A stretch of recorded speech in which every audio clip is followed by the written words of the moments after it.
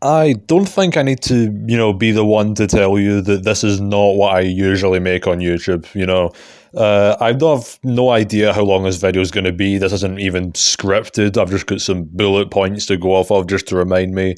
Yeah, basically, I'm just going to be talking about what the title is saying. Obviously, there's a trigger warning on screen for some people who might need it as well. So I guess I should probably introduce myself for some people if this is their first introduction to me. My name is Nuzley. I am 17 years old, and I make versus content on YouTube. I have been dealing with and been diagnosed with depression for the last 2 years now, and I've had several failed suicide attempts in my life. This video isn't really a sob story, a pity me party over my whole life story. I just wanted to try and use this opportunity to use my experiences and how I've dealt with things to then like show to anyone else if, they might need help with the things I'm going through as well. Of course, everyone's mental health is different, and there's going to be a lot of people, like a lot more people, I think, that don't, abide by the things that I'm going through, if that makes sense, than people who are going through the stuff that I'm going through. But I mean, again, if this just helps someone, then that's all I can really ask for. And again, I will, I guess, go into detail about versus stuff in specific, but then I'll get more broad as the video goes on. I don't really know how to segue into other points, so I guess I'll just start with, how, or the reason why I do versus stuff in my channel to begin with. I do versus debating, versus scaling, everything like that for fun. It's purely for my own amusement. And even if my content never blew up, I would still do it because I find fun and self-fulfillment within it myself. If you're struggling right now and doing something like this isn't bringing you any joy, then just don't do it. Just focus on what makes you happy, because versus debating can bring a lot of negativity, and that's definitely not good for you. Depression does this thing where even if it's so insignificantly minor, if it's like absolutely nothing, if something bad happens to you, it can ruin your entire day. And I'm not exaggerating. I've felt absolutely rock bottom before over literally nothing happening.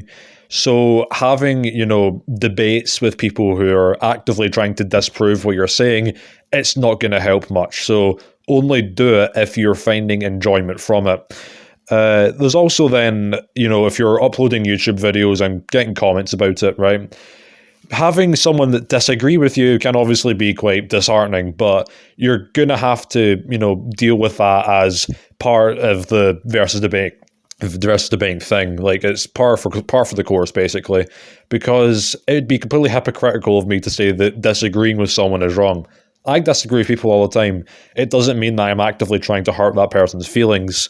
I do take issue with people disagreeing when it comes to being overly toxic, aggressive, insulting, and just being a douchebag. I actually have a friend right now that's quitting versus debating because he gets harassed over what he said for versus stuff.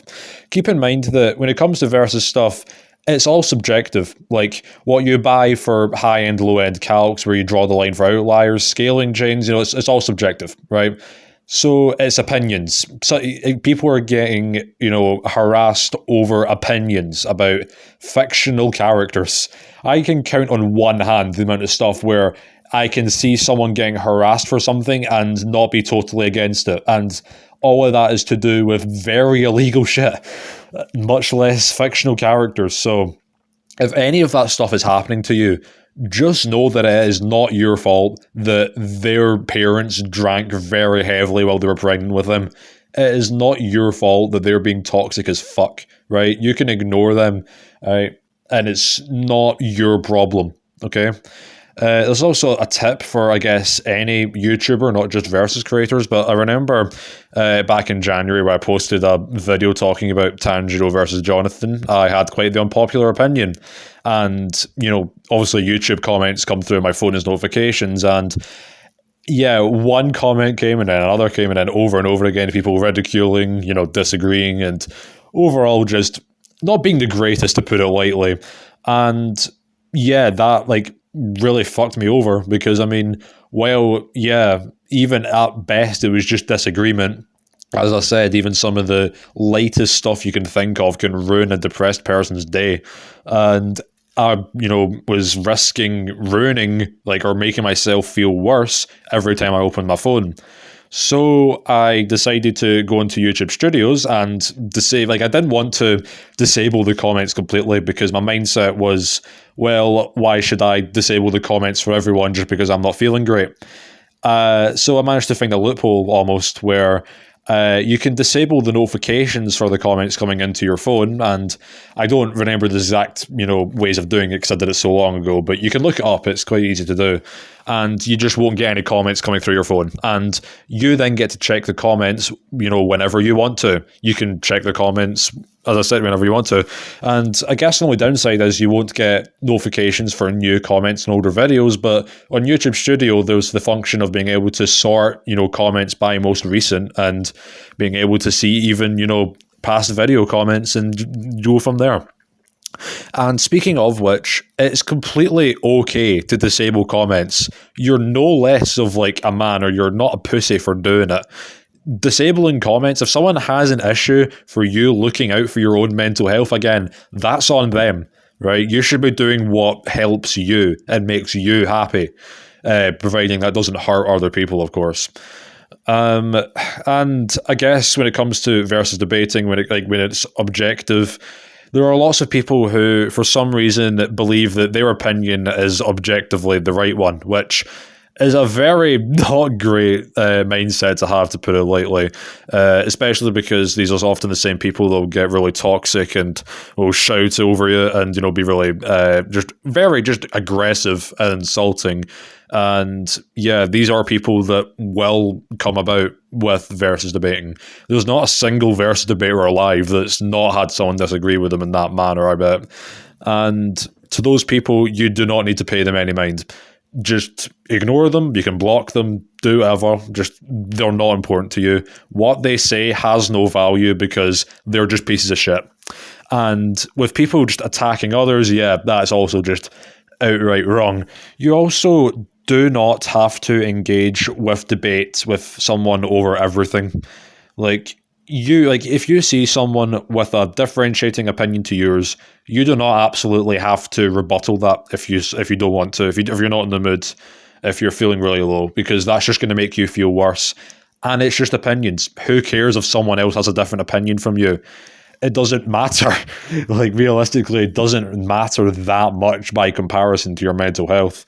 So yeah, you can leave it. You don't have to reply to everything, and you don't have to force your opinions down people's throats. Now, when it comes to making yourself feel better in general, my first step would be getting help, talking to people. Now, I know some people aren't comfortable with doing that, and I completely understand that. You shouldn't do that because it would make you feel worse, or could make you feel worse at least. But I would still recommend talking to people, because from my point of view, it can't get any worse than it's already gotten. So either it's just going to stay the same or get better. So there's nothing really to lose. I would first recommend a therapist, but I mean, not everyone has access to one. They are professional in what they do, so they will probably be able to help out the most. But even if you don't have that, having someone who's really close to you can help with that. Even if they don't have all the answers, just being able to vent to them and get it out of your system is better than internalizing it all, because it will just get worse.